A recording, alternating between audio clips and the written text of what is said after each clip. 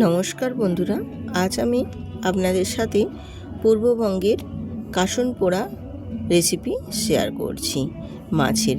এটা খেতে ভীষণই ভালো লাগে আর এর টেস্ট এতই দুর্দান্ত হয়। এই গরমের দিনে এই মাছের কাসন পোড়া রেসিপিটি ভীষণই ফেমাস, খেতেও ভীষণ ভালো লাগে। অপূর্ব স্বাদে দুপুরে গরম ভাতের সাথে তৃপ্তিদায়ক একটি রেসিপি।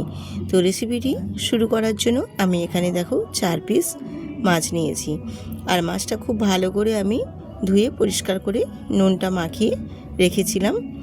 এরপর আমি এই মাছের গায়ে হলুদ আর সামান্য অল্প একটু লাল লঙ্কার গুঁড়ো লাগিয়ে দেব, আর অল্প একটু সর্ষের তেল দেব। দিয়ে খুব ভালো করে আমি মাছগুলোকে ম্যারিনেট করে নেব। এইভাবে একটু সর্ষের তেল দিয়ে হলুদ আর লঙ্কার সাথে মাখিয়ে নিলে মাছগুলো কিন্তু ভেজে নেওয়ার সময় খুব ভালোভাবে ভেজে নেওয়া যায়। তো এবার আমি এটাকে একটু রেস্টে রেখে দেব। কিছুক্ষণ রেস্টে রেখে দেওয়ার পর তারপর আমি চলে এলাম গ্যাসেতে। গ্যাসটা অন করে একটা কড়াই বসিয়ে দিয়েছি, আর কড়াইয়ের মধ্যে নিয়ে নিয়েছি এখানে রাই সর্ষে। আর এই পূর্ববঙ্গে কাসন পোড়া বলতে সর্ষেকেই ওরা কাসন্দি বানিয়ে তৈরি করে বলে তাই এটাকে কাসন পোড়া বলেছে। আর কাসন পোড়া ঠিক একেবারে না, যেহেতু এটা আমি কড়াইয়ের মধ্যে শুকনো ড্রাই রোস্ট করে ভেজে নিচ্ছি, সেক্ষেত্রে এটাকে পোড়া হিসেবে ধরা হয়েছে। আর এই রাই সর্ষেটা আমি কড়াইয়ের মধ্যে একটু নাড়াচাড়া করে ভেজে নেব। যখন দেখবি ফটফট করে ঠিক ফেটে উঠছে ফুটফুট করে, তখনই এবারে বুঝে নিতে হবে যে এটা ভাজা হয়ে গেছে। তখন এবারে এটাকে আর খুব বেশি নাড়াচাড়া করব না, গ্যাসটা অফ করে তারপর নামিয়ে নেব। খুব বেশি হয়ে গেলে তখন কিন্তু একেবারে বেশি পুড়ে যাবে, তখন তেতো তেতো একটা ভাব লাগবে। যাতে না খুব বেশি পোড়া হয়ে যায় সেটা খেয়াল রেখে নামিয়ে নিতে হবে।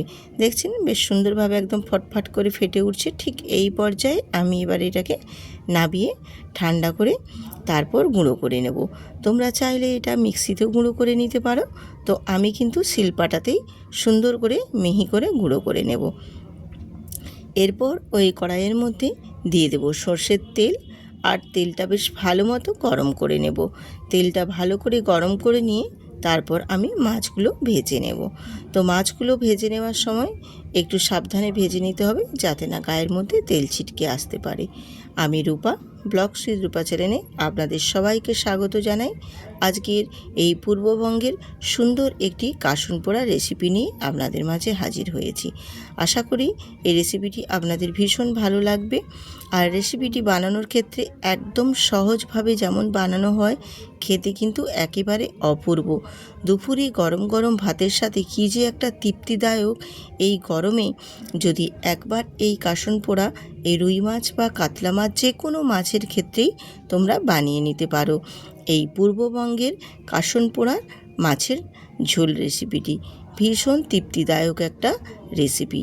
যারা মাছপ্রেমী তারা যে কোনো মাছ দিয়েই বানিয়ে নিতে পারবেন এই রেসিপিটি। এই রেসিপিটি কিন্তু অত্যন্ত ফেমাস রেসিপি একটি, যেটা সবাই পছন্দ করে তৃপ্তি করে খেতে পারবে। এতটাই সুন্দর এবং এতটাই টেস্ট হয় এই মাছের রেসিপিটি। যদি ভালো লেগে থাকে তাহলে কিন্তু অবশ্যই বন্ধুদের সাথে শেয়ার করতে ভুলবেন না। আর নতুন নতুন বন্ধুরা সাবস্ক্রাইব করে বেল আইকনটি প্রেস করতেও ভুলবেন না।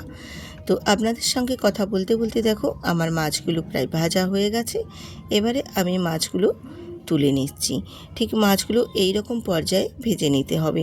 আর এই কাসন পোড়া রেসিপির ক্ষেত্রে মাছগুলো কিন্তু খুব একেবারে খুব একদম কালচে লাল করে ভাজা যাবে না, বা খুব লাল করেও ভাজা যাবে না। একটু হালকা হালকা লাল লাল হবে ভেজে নিতে হবে। তো আমি একটু লাল করেই ভেজেছি, কারণ আমাদের বাড়িতে পছন্দ করে লাল করে ভাজা খাওয়াটা। তোমরা চাইলে একটু কম করেও ভেজে নিতে পারো। এবারে ওই তেলের মধ্যে আমি 1/2 টেবিল চামচ দিয়েছি কালো জিরে, আর দেব কালারের জন্য হলুদের গুঁড়ো, আর একটু কাশ্মীরি লঙ্কার গুঁড়ো, আর দেব এখানে আমি ঝালের জন্য 2টো কাঁচা লঙ্কা।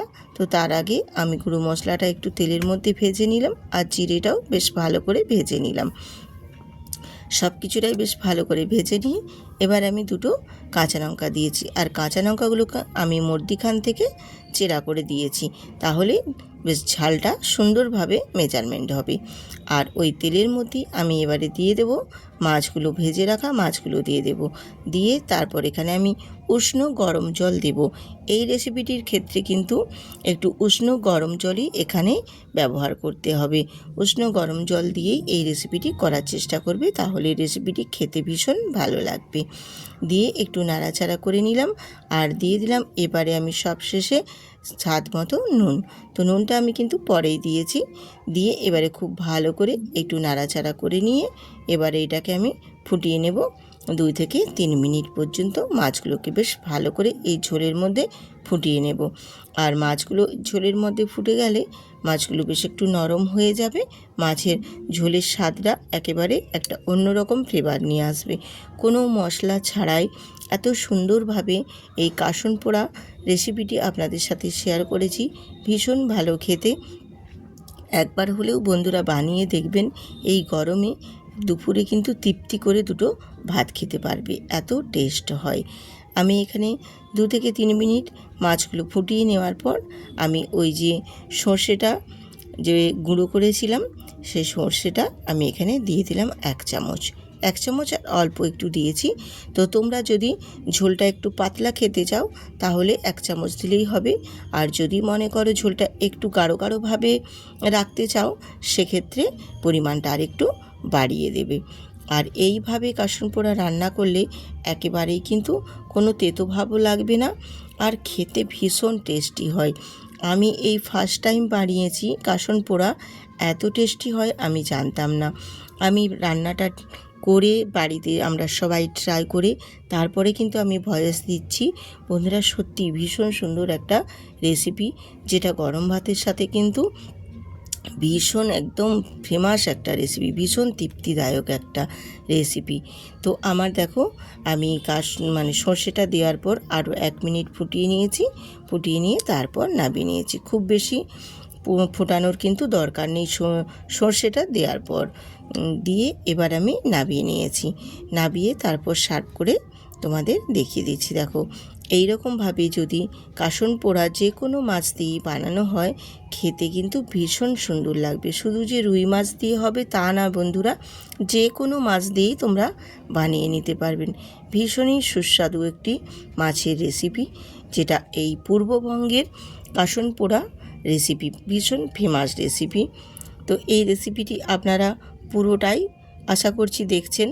যদি দেখে ভালো লেগে থাকে তাহলে কিন্তু অবশ্যই বন্ধুদের সাথে শেয়ার করবেন, আর ভিডিওটিতে একটি লাইক দিয়ে দেবেন। আর নতুন নতুন বন্ধুদের বলছি সাবস্ক্রাইব করে বেল আইকনটি প্রেস করতে ভুলবেন না। এই রকম নিত্য নতুন রেসিপি আরও পেতে আমার চ্যানেলটি কিন্তু সাবস্ক্রাইব অবশ্যই করে রাখবেন। আবারও আসবো এই রকম আরও নিত্য নতুন অনেক সুন্দর সুন্দর রেসিপি নিয়ে। আজ এখানেই রাখছি, টাটা।